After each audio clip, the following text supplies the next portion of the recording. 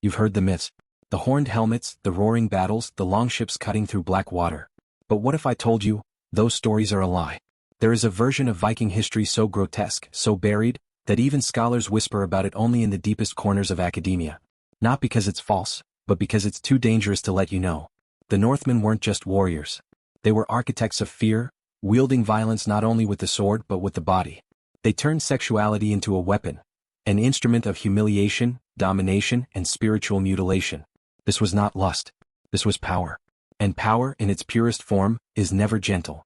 The sagas they left behind, the ones you were allowed to read, talk of raids, treasures, and conquests. But the ones locked away in private archives, the ones scholars don't translate for the public, paint another picture. One where captives weren't just chained, they were broken. One where pleasure and pain were bound together in ritual acts so perverse, even the enemies of the Vikings refused to record them in detail. You are about to hear those details. Not the sanitized tales for tourists, not the schoolbook summaries, but the kind of truths that, once you hear them, you cannot unhear. Because in the north, on certain nights when the fjords were silent and the fires burned low, the Vikings performed rites that made even their own gods avert their eyes. And if you think you know what that means, you don't. Not yet. We begin where most historians dare not look. Inside the tent of a warlord, the night after a raid, when the spoils of war were not counted in gold but in screams. The night after a raid was not celebration. It was sorting. The men would drag the living spoils back to camp, bound, stripped, and marked with cuts or brands so deep they would scar for life. To the Vikings, flesh was just another form of currency. Could be traded, shared, or spent violently. These were not mindless acts of drunken barbarians. They were calculated. Every humiliation served a purpose, to erase the identity of the captive and replace it with absolute submission. And here's what the sagas don't tell you. This wasn't only about women. Men too were taken, and not in the way you imagine. To the Vikings, breaking a man through sexual domination was the ultimate way to strip him of honor. It made him Nængur, dishonored for life, unable to hold a weapon without shame burning in his veins. In Norse law, being labeled this way was a living death sentence. You could be banished, hunted, or simply erased from the clan. And the warlords knew exactly how to use this terror. They would do it in front of others. Public, so that the fear would spread faster than their ships could sail. But this cruelty didn't appear from nowhere. It had roots, deep in their religion, their mythology, their understanding of the gods. In the Old Norse worldview, strength wasn't just about victory in battle, it was about domination of the soul.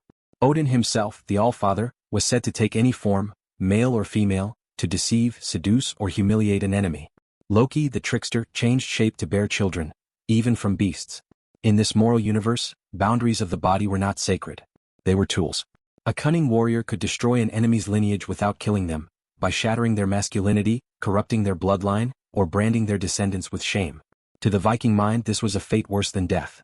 And that's why they practiced it. The sexual rites of dominance were not hidden in shame. They were spoken of in secret among the warband as proof of power. It was an initiation. And a warning. Archaeologists have found evidence, quietly catalogued, rarely discussed, of implements buried alongside Viking warriors that were never meant for battle. Carved bone rods, leather bindings, and objects whose only purpose was to inflict sexual pain. These items are sometimes mislabeled in museums as ritual artifacts or ceremonial tools, but their true use becomes clear when you read the untranslated sections of certain sagas. One fragment tells of a raid where the chieftain ordered no gold taken, no homes burned, only men captured. They were brought back, tied in a circle, and subjected to a night of ritualized violation that ended with them marked forever as Nængur. Not one of them ever fought again. The village collapsed without a sword being raised against it. This is what most history leaves out, that war can be won without killing a single man, if you take away what makes him one. Now I'm telling you this not to shock you, but to show you a pattern. Because if you strip away the time, the weapons, the fur cloaks, the same psychological warfare exists today. Only now, it's not done in the shadows of a mead hall. It's done in boardrooms, in media, in politics, using shame, humiliation, and the destruction of identity as tools of control. The Vikings understood something most people today have forgotten. If you can own a person's body, you can own their mind. And once you own their mind, you own everything they will ever do. The question is, who owns yours? You have to understand, these acts weren't just improvised cruelty. They were structured. The Vikings followed a code within the chaos, and it was drenched in symbolism. Ritual humiliation wasn't random, it was a staged performance meant to burn itself into memory, both for the victim and for every witness. They would often choose the chieftain's tent, or the center of the campfire ring as the stage. The warband would form a circle, creating a wall of bodies and noise so no one could escape. The sound was deliberate, shouting, chanting, sometimes the pounding of shields to create a rhythm. This rhythm wasn't just intimidation. It was transinduction. They were breaking the mind before they broke the body. The captives were stripped not just of clothing, but of every marker of their past. Hair shorn, ornaments taken, sometimes even teeth pulled. The message was clear: you no longer belong to the world you came from. Only then did the ritual begin. These rites often involved pagan symbols drawn on the skin with ash or blood. Some were rune marks, Isa for freezing the will, Nothas for binding fate. Others were obscene inversions of sacred symbols, meant to mock the gods of their enemies. But the most feared was when the Vikings invoked Loki. In Norse myth, Loki blurred the boundaries between male and female, human and beast, sacred and profane. To invoke him during these acts was to strip a man of all certainty about who and what he was. The humiliation became spiritual, not just physical. There are whispers of even darker symbols, ones not recorded in sagas but hinted at in runestones found in Sweden. Curves and knots resembling the female form, etched alongside phallic symbols in ways that imply domination, fertility, theft, and spiritual inversion. For the Vikings, this was sorcery. The act wasn't just meant to hurt, it was meant to change the victim's fate, to bind them in shame for life. And here's the part most historians avoid entirely. Many of these rites were designed to leave victims alive. Dead men can become martyrs. But broken men, they spread the legend of your power. The Vikings knew that fear travels farther than ships.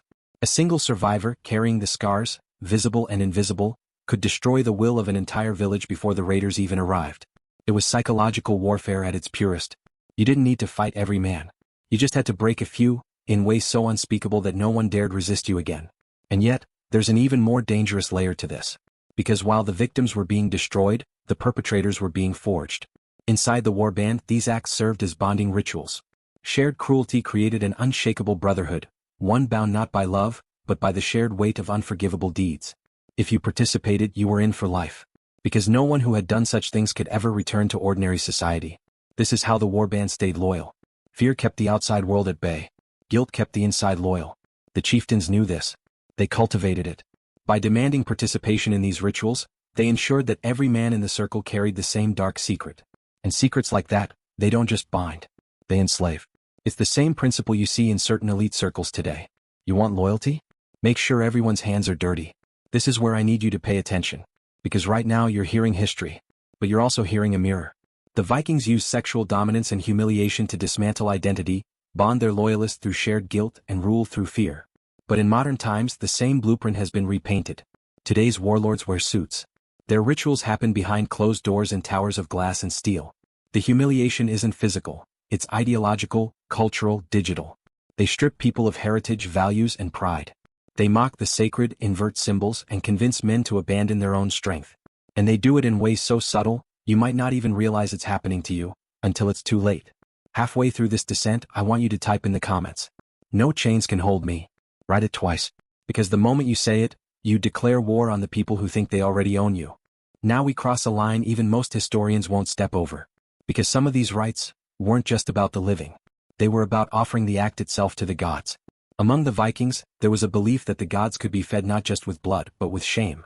To publicly disgrace a warrior was to strip him of the honor that gave him his place in Valhalla, condemning his soul to wander unclaimed. The humiliation became an eternal punishment. And in certain blood rites, this was the offering. Captives would be taken to a sacred grove, an open space between twisted, blackened trees. There, under the carved faces of idols, the acts would begin. These were not chaotic assaults.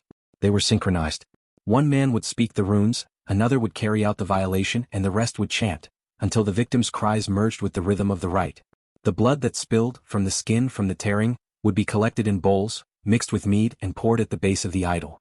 That mixture was called blot, an offering to secure favor in the next raid. Some sagas, in fragments scholars rarely translate, hint at something even more grotesque. The belief that a man's seed, taken by force, could be offered to the earth as a fertility rite. This was Loki's shadow at work. The god of inversion, the breaker of boundaries, the master of chaos. To imitate him in ritual was to court his power. To force another man into submission was to absorb his strength and pass his dishonor to his descendants. Think about that for a moment. To the Viking mind, this wasn't just about destroying one man. It was about corrupting his bloodline forever. Sons would inherit the shame. Daughters would be marked as unworthy. The curse would outlive the warband itself. That is generational warfare, the kind of victory you don't measure in battles but in centuries. And here's where it gets darker. Some archaeological digs in Denmark and Norway have unearthed pits, shallow graves where bones show clear signs of sexual trauma after death. You read that right. These weren't just executions. They were post-mortem violations. Why? Because in Norse paganism, the body was still the vessel of the soul even after death. To defile it was to defile the spirit. A mutilated body could not ride to Valhalla. It would rot in Helheim, the cold land of the forgotten. These pits tell a silent story. The Vikings weren't satisfied with victory in life. They wanted to own their enemies even in the afterlife. By now you might be wondering, why didn't anyone stop them? Why didn't the surrounding kingdoms unite to destroy them?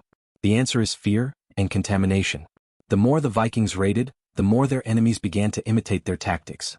The shame rituals, the identity-breaking acts, they spread like a disease. In some cases, rival warbands adopted the very same practices to terrify their enemies. Once the sickness enters the bloodstream of a culture, it's almost impossible to remove. This is why their legacy of domination lasted so long, not just in bloodlines but in methods of control. It's why echoes of Viking psychological warfare still ring in the strategies of powerful men today. Understand this. The Vikings knew how to weaponize the most intimate parts of human life. They could make love itself into a tool of war. They could twist fertility into a curse. They could take the sacred union between bodies and turn it into a mark of slavery. And that's why this part of their history was erased. Because if you knew what they really did, you'd see the same patterns in the world around you now. You'd see how humiliation, ritual, and generational destruction are still being used, only dressed in modern clothes. History hides these things for a reason. Not because they're irrelevant, but because if you could see them clearly, you'd stop being controllable. And once you're uncontrollable, you're dangerous. When the Viking Age ended, their ships burned or rotted away, their gods fading under the march of Christianity, you might think their practices died with them. They didn't. They went underground. The warriors who once raided now served kings. Some became mercenaries in the Byzantine Guard. Others married into noble families of England, France, and Russia. And they brought with them more than their swords. The most dangerous thing they carried was not their steel. It was their understanding of how to break a man without killing him. That knowledge, how to use shame, ritual, and identity theft as weapons, was absorbed into the politics of royal courts. Because in the marble halls of Europe, war was no longer just fought with armies. It was fought with secrets.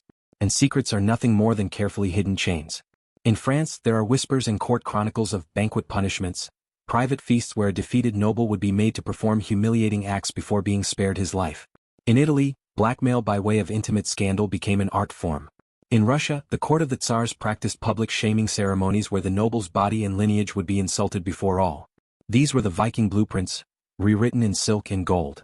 The swords were gone. The raids were gone. But the psychological warfare remained intact. It was no longer about sacking villages, it was about controlling rival houses. The same humiliation that once marked a man as Nianger in a mead hall now marked him as politically dead in a royal court. And then came the church. You might think Christianity wiped away these pagan methods, but it didn't. It repurposed them. Confession could be a weapon. A whispered sin recorded by the wrong ear could be used to bind a man in obedience.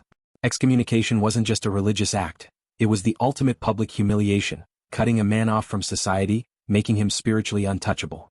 And in certain dark corners, even religious orders took on echoes of Viking rites. There are obscure records of monastic punishments involving sexual humiliation under the guise of penance. If you think that's far-fetched, remember that many monasteries were built on land once sacred to the old gods. Old rituals have a way of seeping into the stones. By the 15th and 16th centuries, this method of control had evolved into something even more dangerous: initiation rites in secret brotherhoods.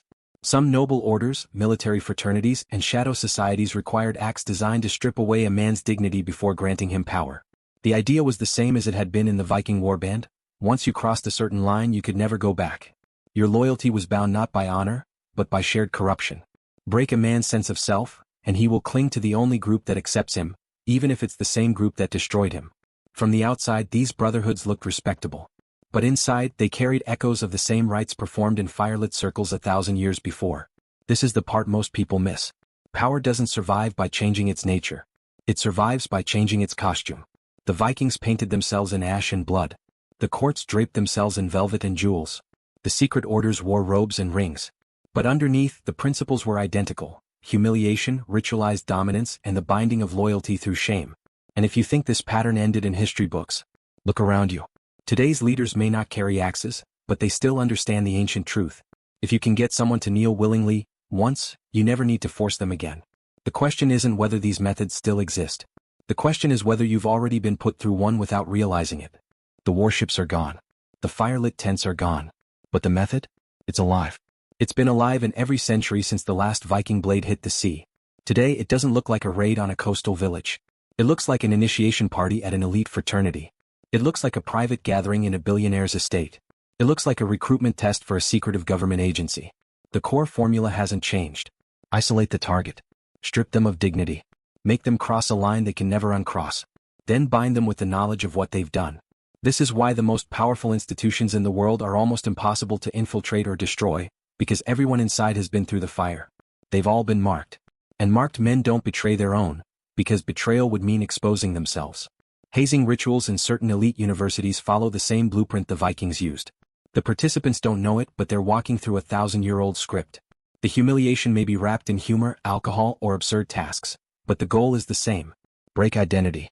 Create dependency. Replace the old self with a new allegiance. In intelligence work, there's a colder term for it: compromat. It's the collection of compromising material, often sexual in nature, to ensure absolute control over an asset. The KGB mastered it. So did the CIA. And both traced the tactic, knowingly or not, to the same ancient principle. A man with no secrets is dangerous. A man with one dark secret is owned. Even in the entertainment industry, the pattern surfaces. Aspiring stars are invited to private gatherings, where the cameras are carefully hidden, the rules deliberately loosened, and the lines between performance and reality erased. What happens there becomes a leash. To the outside world, it's scandal if revealed. To the insiders, it's just the cost of entry. And that's exactly how the Vikings thought of it. You want the spoils? You take the mark. It's not just about keeping someone quiet, it's about changing who they are. Once a man participates in his own humiliation, he becomes an accomplice in it. That's when control is permanent. But here's the most dangerous evolution. The method no longer needs to be physical. In the digital age, humiliation can be engineered on a global scale without a single hand laid on the victim. Cancel culture, doxing, viral shaming, these are modern siege engines. They destroy reputation, isolate the target, and make an example of them, all in public view. The ancient circle of chanting warriors has been replaced by millions of faceless voices online. The ritual is the same. The drumbeat is now the refresh of a newsfeed. And once the victim breaks, apologizes, submits, disappears, the message is sent to everyone watching. This is what happens to those who resist. We've reached a point where the Viking blueprint is no longer the weapon of a single warband, it's the operating system of global power. It's in politics. It's in corporate culture. It's in media narratives. Those old rituals of ash and blood have become ceremonies of contracts and headlines. The symbols have changed, but the core is untouched. Break the will, own the man, bind him forever. And here's the final truth you need to hear before we go deeper. You're either outside the circle watching, or you're already standing in it, and you just haven't realized what's being done to you yet. The Vikings understood that if you broke enough men in a village, the rest would fall without a fight. Today, the same logic is applied to nations. Instead of raiding ships, the tools are media, education, and policy. The first step is the same. Redefine strength as shameful. Turn masculinity into a problem to be fixed. Mock the traits that once made a man capable of resistance. Discipline, aggression, independence, until he apologizes for them. In Viking times, this was done with public humiliation in the war camp. Now it's done with social pressure in classrooms, corporate training rooms, and digital platforms. It's no longer one warlord marking a man as Nyanger, it's an entire culture handing out invisible brands. The next step is inversion of symbols. The Vikings would carve obscene runes to mock the gods of their enemies. Today, the sacred symbols of a culture, its heroes, its history, its ideals, are rewritten, ridiculed, or replaced. Strength becomes aggression. Leadership becomes oppression. Self-reliance becomes selfishness. The traits that once kept men standing become the very ones they're told to abandon. This isn't accidental. It's engineered. Because a man who doubts his own strength will never defend what's his. He'll hand it over willingly. Once the symbols are inverted, the rituals begin. In the past, a captive was forced through a rite of humiliation to destroy his identity. Today, millions are pushed through ideological rites, corporate pledges, public statements, forced apologies, that serve the same function. The man who kneels once, even in words, has crossed the threshold. And once you've crossed it, you don't go back. You carry the mark.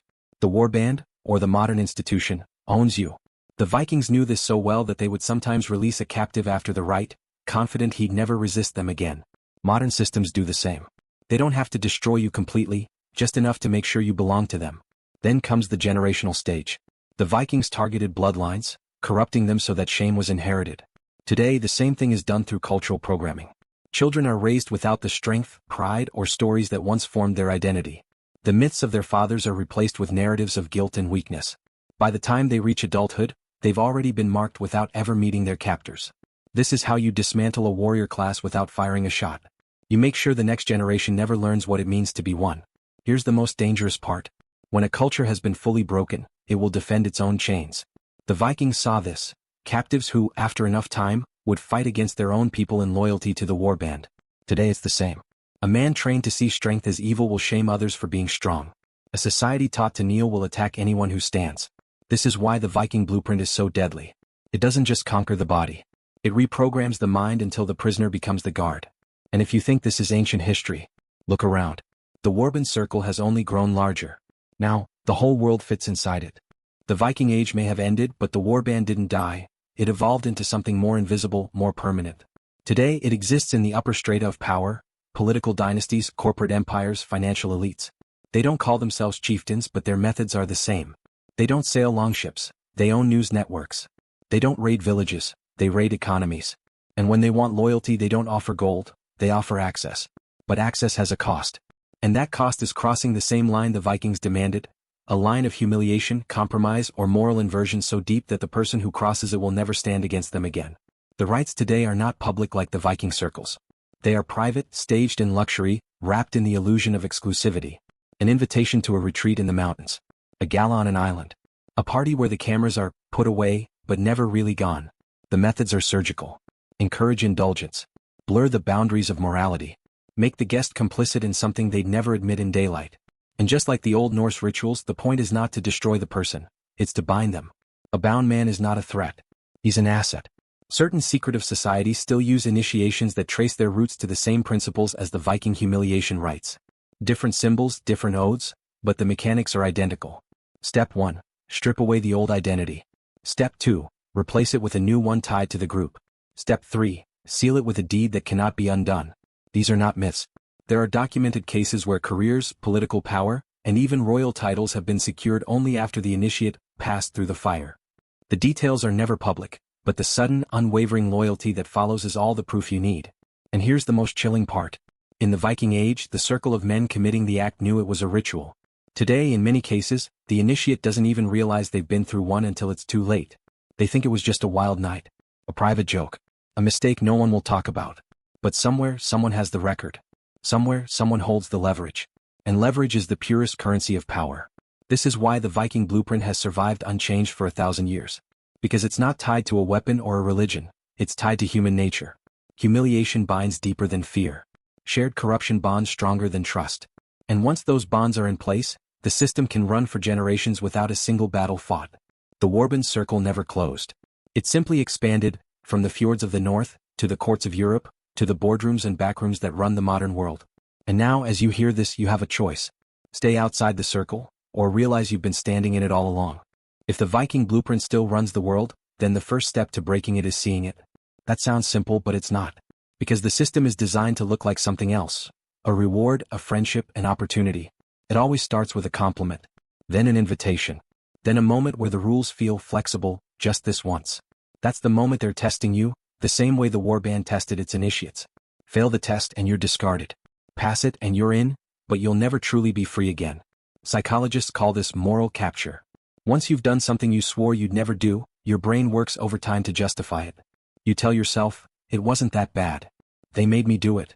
No one will ever know. But they will know. Because they set it up so they would. And they'll never let you forget it, not in words but in the way they smile at you, the way they call it odd hours, the way they remind you of that one funny story that's only funny to them. The Viking chieftains understood something our modern minds hate to admit. People would rather be part of a corrupt group than be isolated and righteous. Isolation feels like death. Belonging, even in darkness, feels like survival. That's why the warband's methods were so effective. They didn't just humiliate you. They made sure the only people who knew your shame were the same people who shared it. That creates a bond stronger than blood. It's why centuries later, modern elites still use this architecture of control. But here's the truth they don't want you to hear. The spell breaks the moment you speak. Shame only controls you while it's a secret. The Vikings kept the circle closed because an exposed ritual loses its power. If you've ever been in one of these modern circles, whether it's corporate politics, criminal networks, or private social games, you break their grip by doing the one thing they think you never will. Name it. Drag it into daylight. It won't be easy, but it will be yours again. The warband was not immortal. It ended when new weapons, new laws, and new ways of thinking made their tactics too costly to maintain. We stand on the edge of that moment again. History isn't asking you to go to war with swords and shields. It's asking you to see the blueprint for what it is, and choose not to step inside it. Because every time someone refuses the invitation, the circle breaks a little more. Every time someone speaks instead of hiding, the blueprint loses another line. The Vikings may have built the first version. But you, right now, get to decide if there will be a last.